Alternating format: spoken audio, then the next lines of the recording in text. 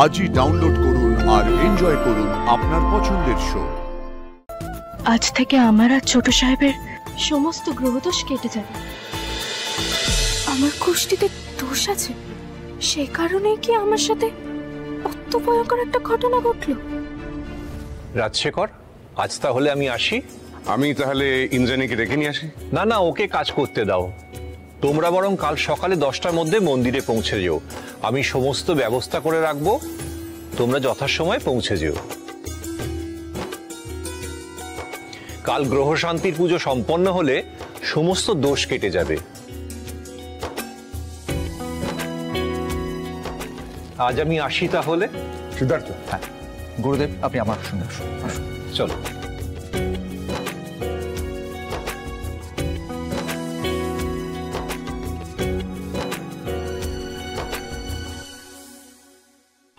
একটা মেয়েকে ফোন করতে তোর হাত পা ঠান্ডা হয়ে যাচ্ছে, গলাও তো শুকিয়ে যাচ্ছে। চল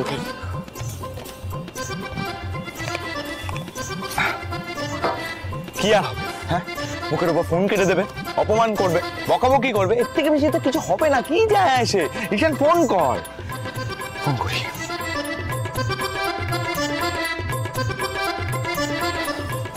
শুধু ফোন করব, ফোন করে সরি বলবো, তারপর নাম জিজ্ঞেস করবো, কেটে দেবো একদম। চল।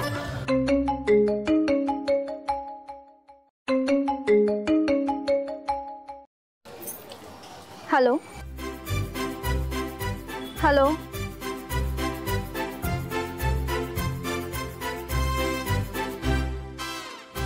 কি ব্যাপার, গলা দিয়ে আওয়াজ বেরোচ্ছে না কেন? আরে আপনি ফোন করে কথা বলছেন না কেন?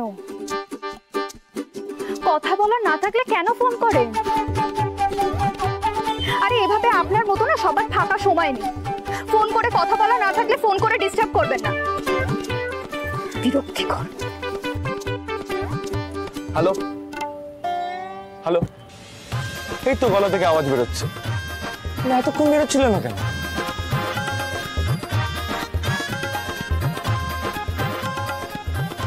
কে এই মেয়ে? তার গলা শুনে আমি বরফের মতন জমে গেলাম।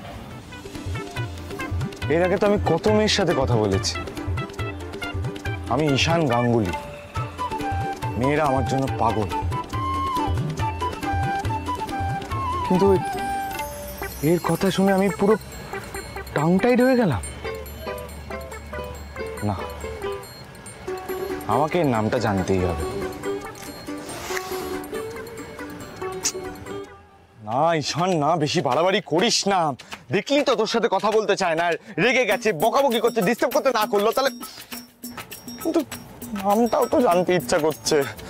কি করি কি করি? না, বেশি তাড়াহুড়ো করলে চলবে না।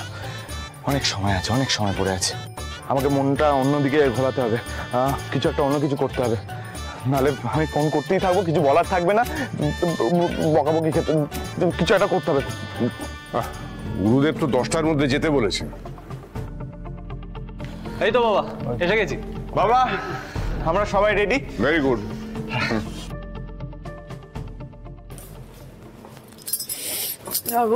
বাবা কাকিমণি, তোমার তো দেখছি ঘুমই ভাঙেনি।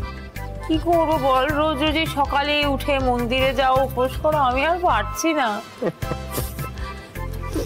ওমা, আজকে কি দিদির উঠতে দেরি হয়েছে নাকি রে? এখনো দিদি রেডি হয়ে এলো না, বুঝতে পারছি না তো। ইন্দ্রাণী গাঙ্গুলি না তো লেট নিজে করে, না তো অন্য কারোর লেট পছন্দ করে। তারপর আজকে আয়ুষের জন্য পুজো রেখেছি। তুই ভাবলি কি করে আমি লেট করে ঘুম থেকে উঠবো? না গো দিদি, আমি এমনি বলছিলাম। আমি জানি তুমি আজকে কাক পরে উঠে রেডি হয়ে যাবে। দীপালি, পুজোর সরঞ্জাম কোথায়?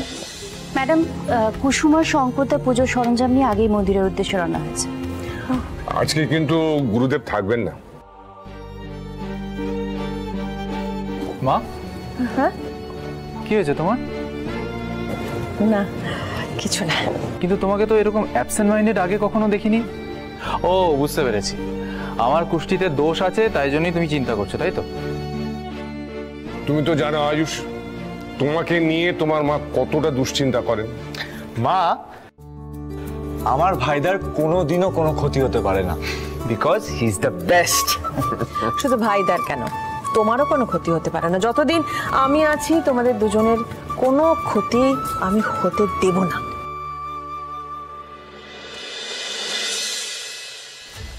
এত বড় বড় কথা বললো দেবলি না, এখন তার টিকিটাও দেখতে পাচ্ছি না, গেল কোথায়? ইন্দ্রাণী, তুমি কোনো চিন্তা করো না। গুরুদেব তো বলেছেন এই পুজোটা হয়ে গেলে ওর সমস্ত কাল সর্পদোষ কেটে যাবে। পুজোটা কিন্তু আজকে তোমাকে করতে হবে আয়ুষ, হ্যাঁ? আর শোনো, খুব নিষ্ঠা করে পুরোহিত মশাই যা যা নিয়ম বলবেন সব নিয়ম মেনে পুজোটা করো।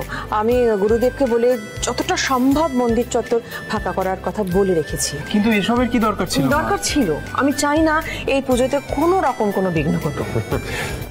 মাথা যে সৃষ্টি করতো তার তো দেখাই পাচ্ছি না। দিদি যদি মন্দিরে চলেই যায় তাহলে তো সব প্ল্যান বন্ডুর হয়ে যাবে। সিদ্ধার্থ, তুমি তো অফিসে যাবে, তাহলে তুমি গাড়ির সঙ্গে ড্রাইভার নিয়ে যাও, আমি না হয় নিজে চালিয়ে চলে যাবো। না, রাজ, কি তুমি মোটেও গাড়ি চালাবে না। হাসো, দেখো হাসো কেন? আমি এমনিতেই গাড়ি চালাতাম না, খালি দেখলাম যে ছেলের চিন্তায় তুমি আমার কথাটা ভুলে গেলে কিনা।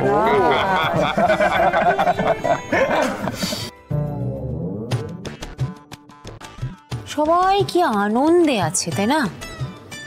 কিন্তু দিদি ছেলের প্রতি যে এত ভালোবাসা, সেটা তো আজকে মন্দিরে গেলেই কমে যাবে। একবার শুধু দেবলীনাকে আসতে দাও। আন্টি, ওই তো দেবলীনাও এসে গেছে। থাক থাক, আই এম সো সরি, আমার লেট হয়ে গেল। না না ঠিক আছে। আমরা কখন বেরোচ্ছি আন্টি? এই তো বেরোবো, এক্ষুনি বেরোবো। আমি কিন্তু তোমার সাথে যাবো। হ্যাঁ? না কেন? কেন মানে? কেন মা, আমাদের ডেস্টিনেশন তো চেন, তুমি অন্য গাড়িতে যাবে, মায়ের সাথে যাওয়ার কি আছে?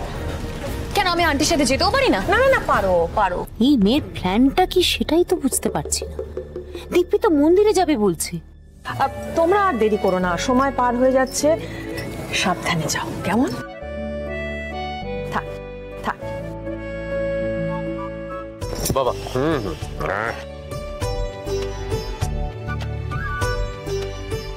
সাবধানে যাবে, কেমন? আর গাড়ি জোরে চালাবে না। মা, তুমি এত চিন্তা কেন করছো? যেদিন নিজে বাবা হবে সেদিন বুঝতে পারবে। ঈশান, দাদাকে দেখে রাখ। একদম মা। যাও, বেরিয়ে পড়ো। যাই মা, চল। যাই না, বলো আসি। আসি আসি, এসো। চল চল।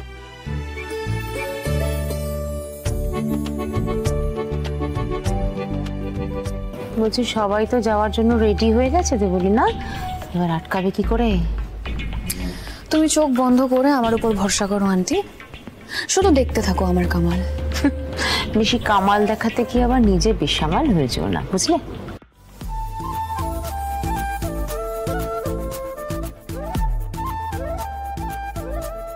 আজ থেকে আমার আর ছোট সাহেবের সমস্ত গ্রহদোষ কেটে যাবে।